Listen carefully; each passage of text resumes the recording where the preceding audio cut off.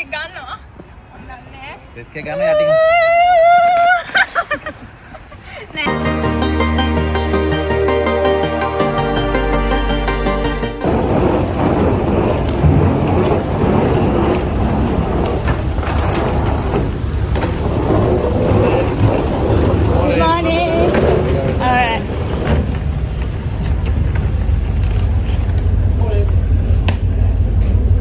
Hello, welcome back to my YouTube channel.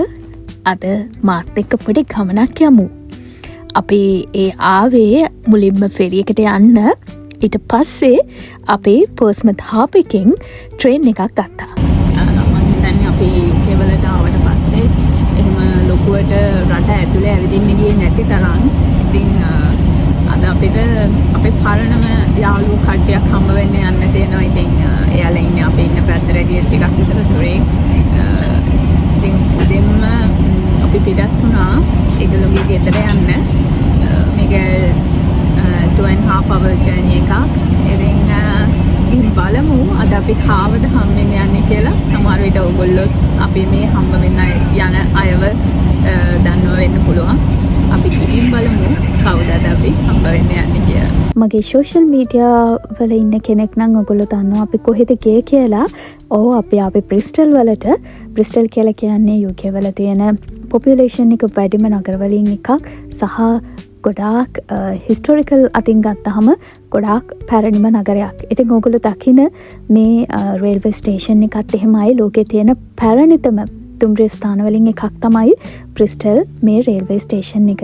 ඉතින් ඇත්තටම අපි මේ හම්බ වුණු අය කොච්චර අපිට සමීපතමයද කියනවා නම් තිබුණු එක්සයිට්මන්ට් එකත් එක්ක අපිට අපි මුලින්ම හම්බෙන වීඩියෝ එක ඇත්තටම මම ලෑන්ඩ්ස්කේප් රෙකෝඩ් කරලා නැහැ. පෝර්ට්‍රේට් විතරයි රෙකෝඩ් කරලා තියෙන්නේ. ඉතින් අපි පටන් ගත්තේ බ්‍රිස්ටල් වල කොත්තු හට් එකේ අපේම තැනක රසම රස කොෆි එකකින් අපි මුලින්ම හිතුවා මේ සිටි එක ගැන බලන ගමන් සුවිශේෂී තැනකට යන්න.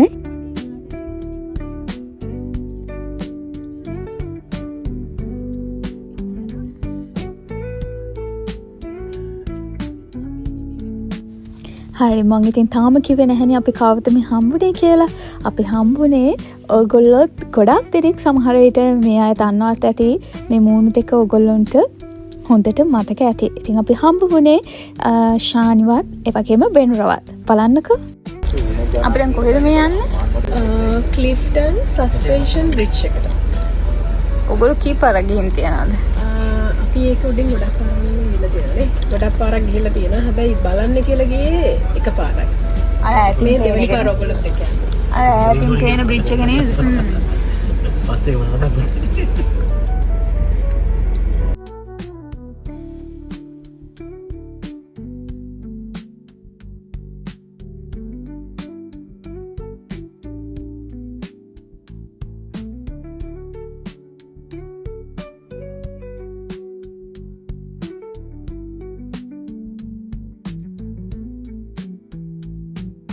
මෙතන ඉඳන් බලද්දි වටේ හරිම ලස්සනට පේනවා.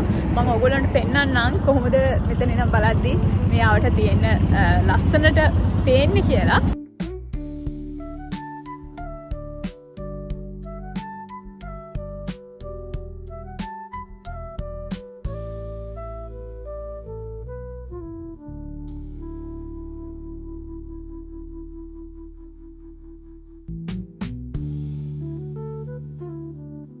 බලලා ඉවරයි. වෙන අපි කොහෙද යන්නේ දැන්? අපි දැන් යනවා පාලම උඩ තියෙන පැලස් එක බලන්න.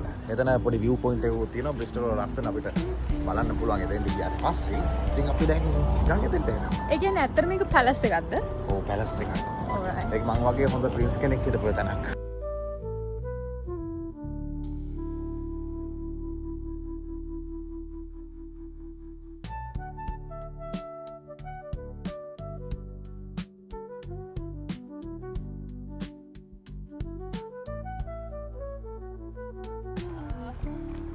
පාලමේ ඉඳන් චුට්ට දුරක් ඇවිදන් එද්දි අපිට මෙතනින් උඩටම නගින්න පුළුවන්.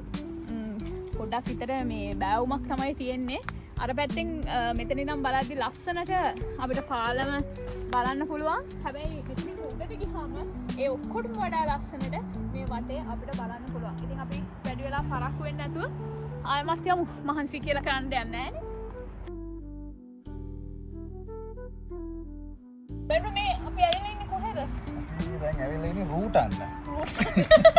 මේක ඇවිල්ලා ලංකාවේ ෆැට්න වගේ ප්ලේස් එකක්. හැබැයි ලංකාවේ ෆැට්න වල නැත් පොඩි වතුර පාරකුත් තියෙනවා. හැබැයි මේකෙම නෙමෙයි මේක ඇවිල්ලා දශක ගණනාවක් ක්‍රිස්ටල් වල ඉන්න මේ සස්පෙන්ෂන් බ්‍රිජ් එක බලන්න ආපු අය ලිස්සපු තැන. මෙහි ඉන්න අයගේ පස්සවල වලටම තමයි මේක මෙච්චර ෂයින් වෙලා තියෙන්නේ. අම්මෝ පස්ස උන්ගේ පස්ස ගෙවිලා.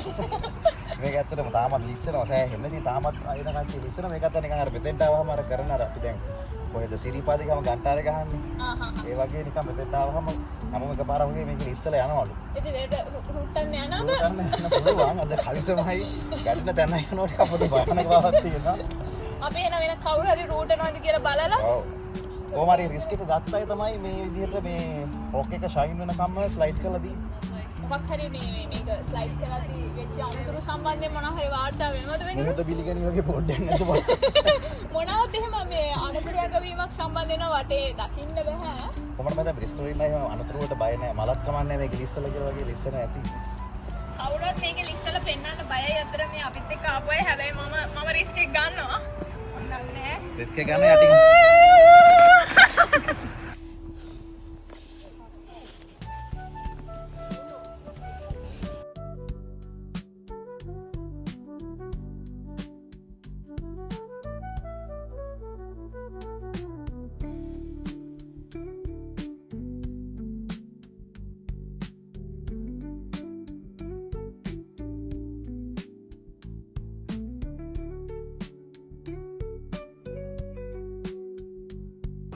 වෙලාවට අපි ස්ලිම් වුණේ නේද?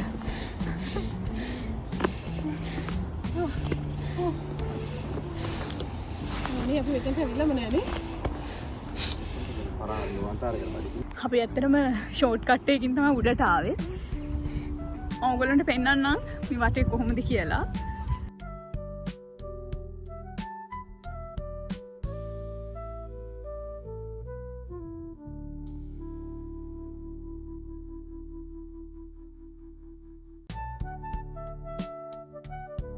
කන්ද උඩට ආවහම තමයි මේ බලකොටුවේ තිබුණු හරිය අපිට බලන්න පුළුවන්කම තියෙන්නේ. ගොඩාක් මේ දවස් චුට්ට දැන් UK වලට අවුව වැටෙන්න පටන් අරන් තියෙනවා. මං කියන්නේ සමයක අපිට දැන් පටන් අරගෙන තියෙන්නේ. ඉතින් ඒ නිසා ගොඩාක් දෙනෙක් මෙතෙන්ට එනවා පොඩ්ඩක් අවුව විඳලා ඒ සතුට ගන්න. මෙතන බලලා ඊට පස්සේ අපි ආපහුම යන්න පිටත් වුණා. හැබැයි අපි අමතක කරේ නෑ ආයෙමත් කොත්තු හට්ටකට ගිහින් එළෝ රොටියක් කාලා ප්ලේන් ටි එකක් බොන්න. බ්‍රිස්ටල් වල ඉන්න කෙනෙක් නම් ඔයා කොත්තු හට්ටක ගැන නොදන්නවා වෙන්න බෑ.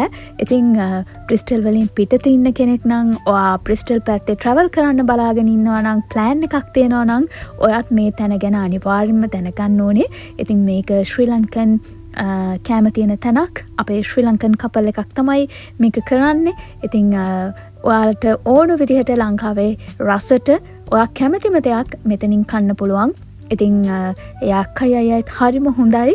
ඔගොල්ලොන්ට ඒගොල්ලොන්ව හම්බෙලා කතා බහ කරන්න පුළුවන් මෙතනට ආවොත්. ඉතින් අපි මෙතනින් ගත්තා එළෝ රොටි ඒ වගේම මාළු පාන් මේ ඉන්න කොත්තු හට්ටකේ අයියා. ඉතින් ඊට පස්සේ අපි ආපහුම යන්න පිටත් වුණා ශානිලගේ ගෙදර. මේක දකිද්දිම ඔයගොල්ලන්ට හිතා ගන්න පුළුවන් මොකක්ද මේ කියලා. ඇත්තටම අපි බ්‍රිස්ටල් ගියේ මගේ උපන්දිනේට පහුවෙනිදා. ඉතින් ශානිත් වෙනුරත් මට ලොකුම ලොකු බර්ත්ඩේ පාටි එකක් ඕගනයිස් කරලා තිබුණා. ඉතින් මං හරිම ග්‍රේට්ෆුල් ඒ දෙන්නට. මොකද ඒ දෙන ගොඩක් මහන්සි වෙලා තිබුණා. ගොඩක් මට තෑගි ලෑස්ති කරලා තිබුණා. මං වෙනුවෙන් ගොඩාක් දේවල් කරලා තිබුණා. ඉතින් මේ වෙලාවේ ඒ දෙන්නව ගොඩාක් ආදරෙන් මතක් කරන්නත් මං මේක වෙලාවක් කරගන්නවා. Happy birthday to you. Happy birthday to you. Happy birthday dear Kushani. Happy birthday to you. Okay, make a wish. How? Make a wish first. Kondi.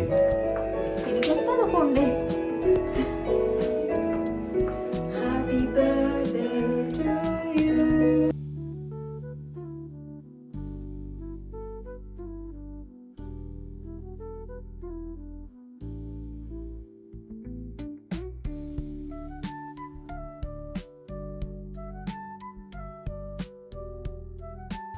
ඉතින් මේ වගේම මට ආදරෙන් විශ් කරපු ඔගොල්ලෝ හැමෝටමත් ගොඩාක් ස්තුතියි. අපේ ඊළඟ වීඩියෝ එකෙන් එහෙනම් එක්මනින්ම හම්බ වෙමු. බයි බයි.